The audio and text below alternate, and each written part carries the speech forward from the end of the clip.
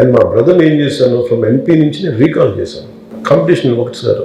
అలాగే ఇప్పుడు కూడా ఇది వారసత్వ రాజకీయాలు అంటే మనం వారసత్వం అప్పుడు మనం ఈ ప్రశ్నకి మనం ఏం చెప్పాలంటే అప్పుడు పోరాటాలు కూడా చేయగలం. ఆంధ్రప్రదేశ్ డిప్యూటీ సీఎం పవన్ కళ్యాణ్ గారిని నమస్కరించి అడుగుతున్న మాటలు ఇవి. ఏపీలో 2 బలమైన రాజకీయ పార్టీలు ఉన్నా మీరు 3వ పార్టీ పెట్టారు. ఆ 2 పార్టీలకు భిన్నమైన పార్టీ నాది అని చెప్పారు. మీ జనసేన పార్టీ కులాలకు కుటుంబ పాలనకు అతీతంగా ఉంటుందని హామీ ఇచ్చారు. రాజకీయాల్లోకి కొత్త తరం రావాలని, ఆ కొత్త తరానికి జనసేనే వేదిక అవుతుందని ఆశ కూడా పెట్టారు. కానీ ఇప్పుడు జనసేనలో ఉన్న వాళ్ళంతా అవినీతిమయమైన వైసీపీ నేతలు, టీడీపీ లీడర్లు, పీఆర్పీ మాజీ నేతలు, కాంగ్రెస్ నుండి వలసొచ్చిన కాలం చెల్లిన నాయకులు. మరి జనసేన ఇప్పటి వరకు ఎంతమంది కొత్త తరం నేతలను తయారు చేసింది? మిమ్మల్ని మీరే ప్రశ్నించుకోండి.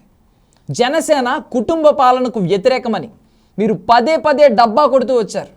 కానీ మీరు చెప్పిన మాటని మీరే 5 ఏళ్ల క్రితం బ్రేక్ చేశారు. 2019లో మీ సోదరుడు నాగబాబు నరసాపురం నుంచి జనసేన ఎంపీ అభ్యర్థిగా పోటీ చేశారు. ఆయన వల్లే వైసీపీ నేత రఘురామకృష్ణరాజు గెలిచారు. ఆనాడు ఆ పోటీలో టీడీపీ ఓడిపోవడానికి జనసేన అభ్యర్థి నాగేంద్రబాబే పరోక్షంగా కారణం.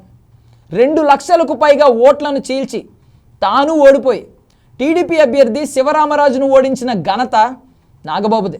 నేను కుటుంబ పాలనకు వ్యతిరేకం, పార్టీలో నేను తప్ప మరొకరు నా కుటుంబ సభ్యులు ఎవ్వరూ ఉండరు అంటూనే మొన్నటి ఎన్నికల్లో అనకాపల్లి లోక్సభ స్థానంలో నాగబాబుని నిలబెట్టడానికి చాలా ప్రయత్నించి చివరికి ఆ సీటు బీజేపీ కోసం వదులుకున్నారు. నిన్నగాక నిన్న నాగబాబుకి రాజ్యసభ సీటు కోసం ప్రయత్నించారు.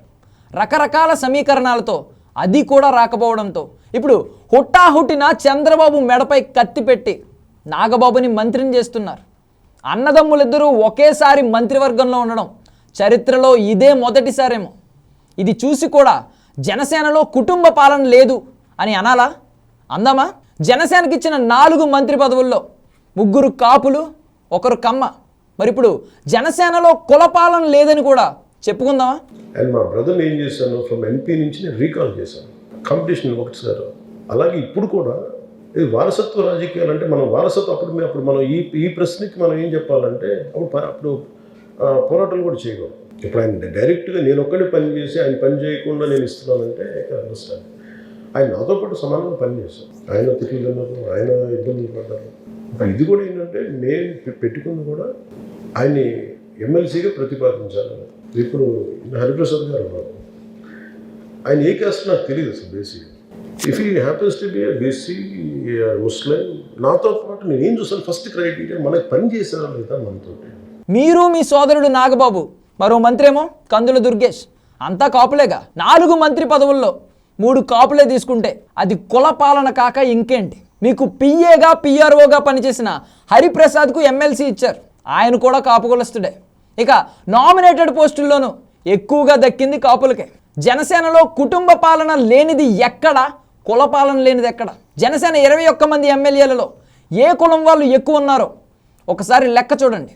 అలాగే జనసేనలో ఉన్న 2 ఎంపీలు ఏ కులం వాళ్ళో చూడండి. నా పార్టీకి కులం లేదు, నాకు కులం లేదు, నా కుటుంబం నా రాజకీయంలో జోక్యం చేసుకోదు అని మీరు పదే చెప్పినప్పటికీ ఫైనల్గా జనసేన కూడా కుటుంబ పార్టీయే కుల పార్టీ అని అందరూ అంటున్నారు. కాదు అని చెప్పగల ధైర్యం మీకుందా? వైసీపీకి టీడీపీకి భిన్నమైన పార్టీ జనసేన కానే కాదు అని మీరే నిరూపించారు. చంద్రబాబు క్యాబినెట్లో ఆయనతో పాటు ఆయన కుమారుడు లోకేష్ ఉంటారు. అదే క్యాబినెట్లో మీరు మీ సోదరుడు నాగబాబు కూడా ఉంటారు. మీ 2 పార్టీలు కుల పార్టీలు, కుటుంబ పార్టీలు కాకపోతే మరేంటి? చివరికి ఆంధ్రప్రదేశ్ కుల పార్టీల రాష్ట్రంగానే మిగిలిపోయింది. వైసీపీ రెడ్ల పార్టీగా, టీడీపీ కమ్మ పార్టీగా, జనసేన కాపుల పార్టీగా స్థిరపడిపోయాయి. రాజకీయాల్లో మనుగడ కోసం కులం రంగు మీకు ఎలాగూ తప్పలేదు. కనీసం కుటుంబ పాలనకైనా పార్టీని దూరంగా ఉంచాల్సింది కదా. కానీ మీరు కూడా అందరిలాంటి నాయకుడే అనే విషయాన్ని త్వరగా బయట పెట్టుకున్నారు. 2019లో ఇదే సైకిల్ పార్టీని కిందేసి తొక్కాలని, దాని పని అయిపోయిందని ట్వీట్లు వేసిన నాగబాబు రేపు ఆ పార్టీ అధినేత చీఫ్ మినిస్టర్ చంద్రబాబుతోనే కలిసి పనిచేయాలి. బాలకృష్ణ ఎవడో నాకు తెలీదు అని చెప్పిన నాగబాబు రేపు అదే బాలకృష్ణ పక్కన కూర్చోవాలి.